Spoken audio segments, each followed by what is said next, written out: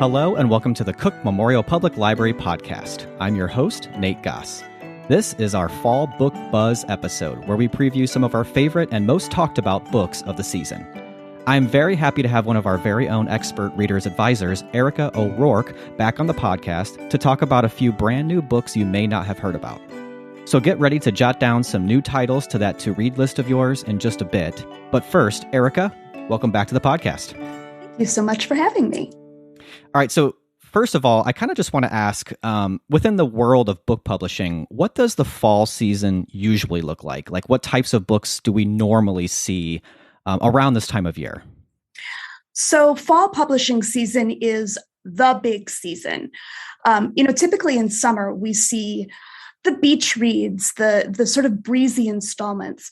And then fall is back to school and holiday shopping and award-winning season. So you'll see a lot of books that the publishers are really looking at to sort of burnish their image, bolster their prestige. It's a little disconcerting for a lot of readers because, like, you'll see the National Book Awards announced or the Man Booker Prize long list announced. And those lists of finalists are books that have not yet been published. Oh, yeah. This fall in particular, it is just an embarrassment of riches. And that has to do with a lot of things, primarily COVID. I mean, like with so many other things, COVID really messed with publishing schedules, both on a creator side and on a production side. And so what we've seen is a lot of books that were postponed during the pandemic were moved to this season. Additionally, there were a lot of production delays and there were a lot of writers feeling very blocked. And so the end result is we've got a ton of books coming out. We've got books scheduled to come out that can't physically get here. They are literally sitting on cargo ships in ports. They were printed overseas. So it's a little wild right now, Sounds like little it. Stressful, Yeah. I think, for probably everybody involved. But And for a reader, it sounds like a great time. For a reader, assuming your book can make it here, Yeah, that's true. It's fantastic. The other thing I would say is, we've been hearing a lot about supply chain issues and, get your shopping done for Christmas or whatever holiday. That is 100% true for books. We are hearing stories about books that came out in late August or early September. They ran through their print run, so there's no more to be had. And because of production delays, those books won't be reprinted until 2022. Wow. So get your shopping done early or get very comfortable with ebooks would be my advice. Well, it's a good thing that we're doing this episode right now. It's sort of late September, early October. You can do this. Yes. You can get your orders in and you're going to tell them these are the books that are the ones worth ordering. So we're going to get into your titles in just a sec, but to kind of preview that, what kind of things are you and the other folks in the Popular Services Department at the library? What are you kind of thinking is sort of your prototypical fall read? I mean, we kind of get summer, the beach read, the sort of light read, but generally speaking, what are you looking for in a good fall read? I think for me, and I think this would be shared by a lot of people in our department, is we like fall books that are very immersive, that challenge us a little. They're not the same old, same old. It might be a familiar author, but there is some sort of depth and complexity to the story that they're telling that really just sticks with you. They are books that are they're gonna last. They're gonna reward you for putting in the effort to read them. Got it. Yeah. Oh, and you mentioned, familiar authors. So why don't we start there? Why don't we start with who are some of the big authors who have a book coming out or that has just come out right now? There are so many books by authors that our patrons absolutely love. So I will preface this by saying this is a short list. I was really hard on myself and very disciplined as I came up with this list. So here are some of the ones that we in the Popular Services Department are most excited about. Colson Whitehead, who wrote The Underground Railroad, has a 1960s heist novel called Harlem Shuffle. That one's been getting rave reviews from our staff, as well as Anthony Doerr's Cloud Cuckoo Land. He wrote All the Light We Cannot See, which was a book club favorite. Huge, yeah. This one is 3 timelines: ancient past, present, and then far future. And those 3 timelines sort of intertwine. It's dedicated to librarians, and libraries factor hugely in it. So naturally, we feel very fondly about that book. That one it's out now. It's immensely popular already, and I think it's going to stay that way for quite some time. Yeah. Okay. In a more commercial direction, some of you may have heard that Liane Moriarty, 9 Perfect Strangers, just wrapped up on TV. She has a new book out called Apples Never Fall. And it's her signature sort of page-turner suspense, really captures women's lives in particular really well. So I have not read this one, but I have heard it is absolutely outstanding. Can't put it down. Just love it. Lots of family secrets. The next one has a touch of magical realism. One of kind of our surprise hits over the last year has been House in the Cerulean Sea by T.J. Klune. And he has a new book now called Under the Whispering Door. It's being pitched as The Good Place meets A Man Called Ova. And just like House in the Cerulean Sea, it is sweet and hopeful and magical and sort of the most gentle, comforting book about the afterlife that you could imagine. Sure, yeah. So everybody on staff is really excited about it. They can't wait to dig into it. It still has that fall feel. It's still a kind of a fresh take, but if you're looking for something a little sweeter, that's probably the way to go.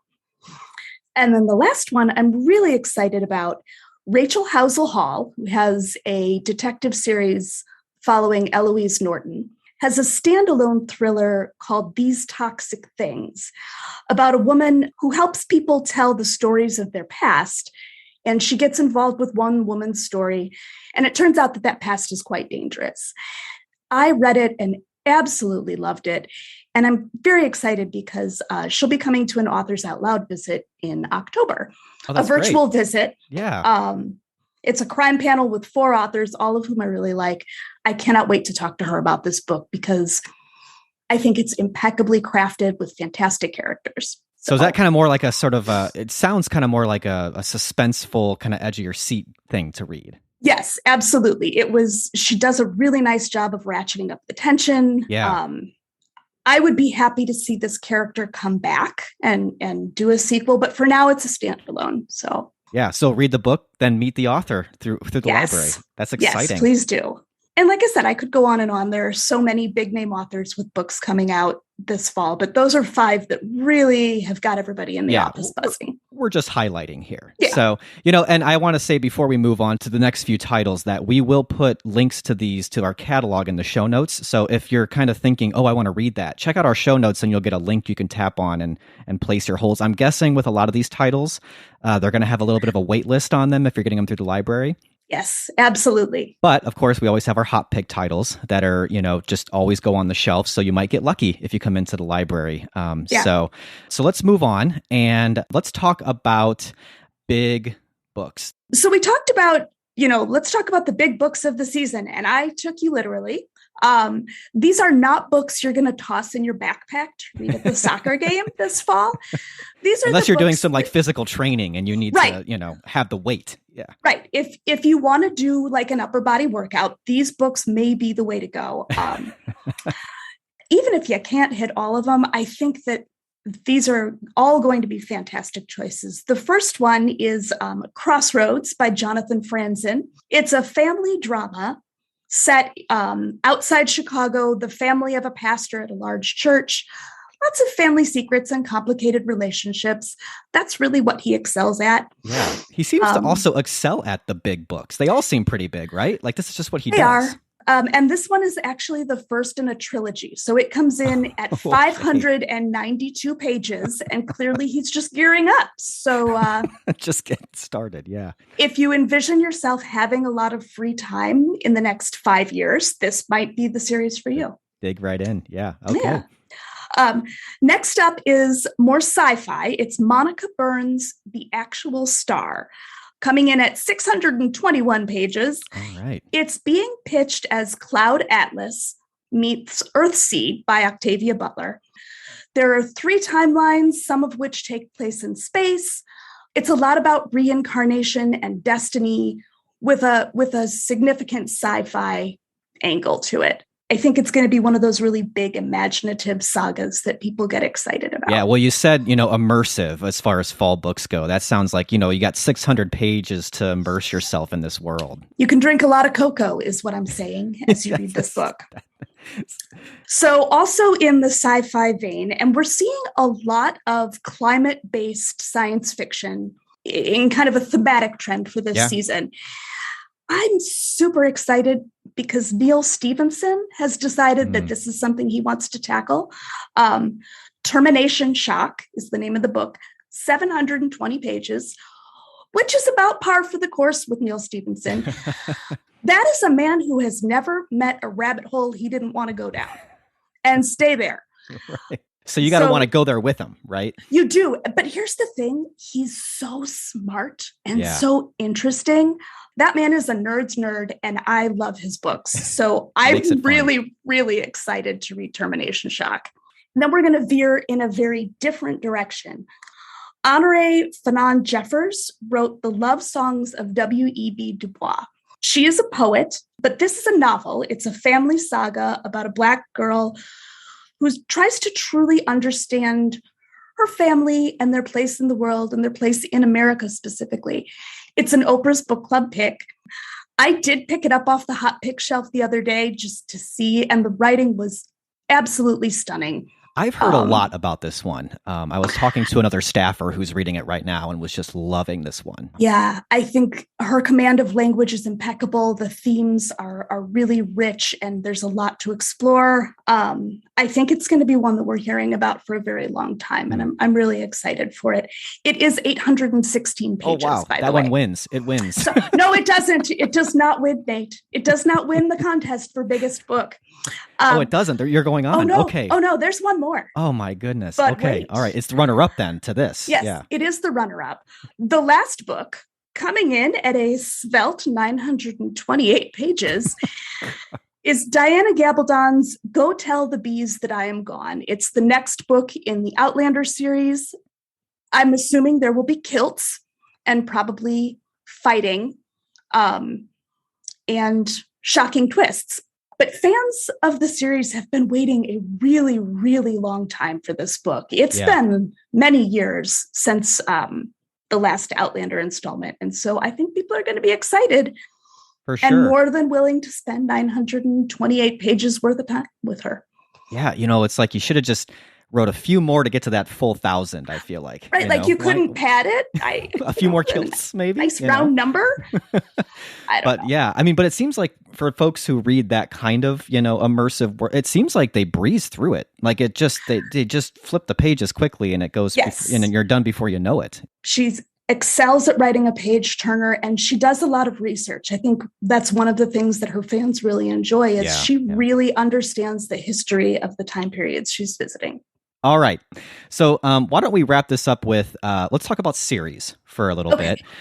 People, so many patrons love to just dig into a full series, and I'm sure that there are going to be some series that have their latest installments coming out now. Do you have any to share for us? Yes. And I'm really excited about these. So the first one is A Lot Like Adios by Alexis Daria. Her first one was You Had Me at Hola, which was a fantastic romance novel. That one followed the enemies to lovers trope. This one is the second chance romance. So real quick, what do you mean by second chance romance? What does that mean?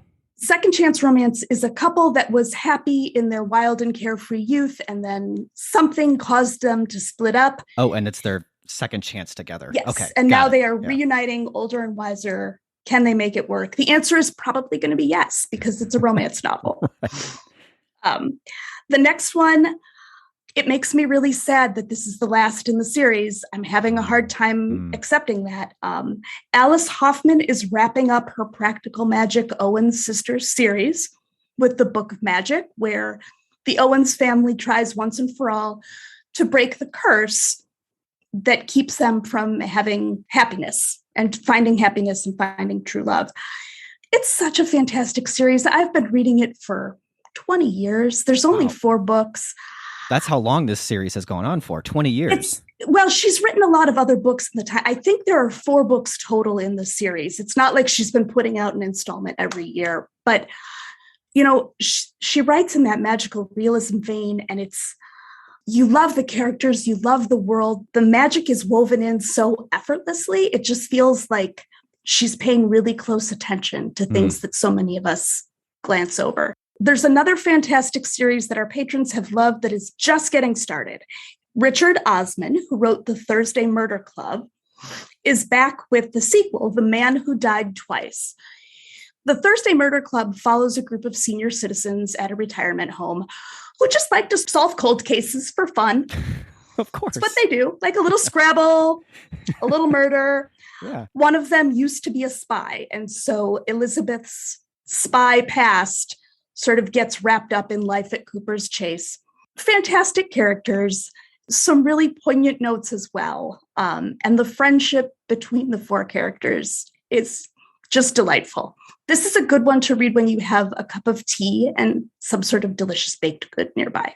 Speaking of snacks, we also have the new entry in David Sedaris's diaries, which he has titled A Carnival of Snackery, Diaries from 2003 to 2020. If you like his sort of acerbic wit and really sort of merciless observation type humor, this is, according to one of our staffers, absolutely laugh out loud funny.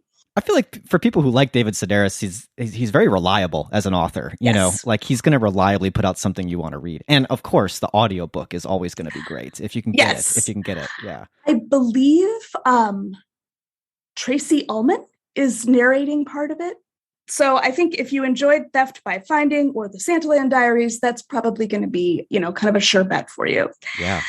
And then the last one, going in a little bit more literary direction, would be Elizabeth Strout's Oh, William, which has an exclamation point at the end. Oh, William! It's the next book in her Lucy Barton series. Elizabeth Strout is beloved by our book clubs just for the beauty of the writing and the characters that you fall in love with. And I think if you are looking for something that is immersive and touching, but not a million pages long, that might be the way to go. All right. Well, that was just a great collection of titles that you just shared with us. I feel like there's got to be something in there for pretty much anyone, any type of reader. So thank you so much, Erica. You're very welcome. For sharing all of those titles. And of course, if for whatever reason, though none of those struck the listener's fancy, I will also just, put a little plug in for coming into the library or calling the desk and having one of our readers advisors personally help you find a book to read. Or there's also our bookies form on our website under our Books, Movies, Music page where anyone can fill out a form to get some personal recommendations for books. So just a little plug there. But Erica, I just want to thank you so much again for sharing these titles and for coming back on the podcast. Well, thanks for having me. It was fun to be here. Okay, so as was already mentioned, if any of these titles seemed interesting to you, please check out our show notes in this episode where you can find links to our catalog. You can also do your own searching for fall books on our website, cooklib.org. And while you're on that website, make sure you take a little stroll over to Shelf Life, which is the library's blog where we regularly write about other book recommendations, local history stories, genealogy tips, and so much more. That blog can be found at shelflife.cooklib.org. And if you have any questions for us or you ever want to reach out and provide some feedback on the podcast, you can talk to us anytime. Send us an email to webmaster@cooklib.org or find the library on Twitter. Our handle is @cooklibrary. And if you enjoyed this episode, please tell others in your life all about it and let them know they can listen to this episode along with any past or future Cook Memorial Public Library podcast episodes in Apple Podcasts, Spotify, or wherever they like getting their podcasts. If you feel like supporting the podcast in any way, the best thing you can do is to leave us a nice, kind rating on Apple Podcasts. Those ratings go a long way towards finding new listeners. Thanks so much for listening. We will be back soon, but until then, keep reading, keep watching, and keep listening.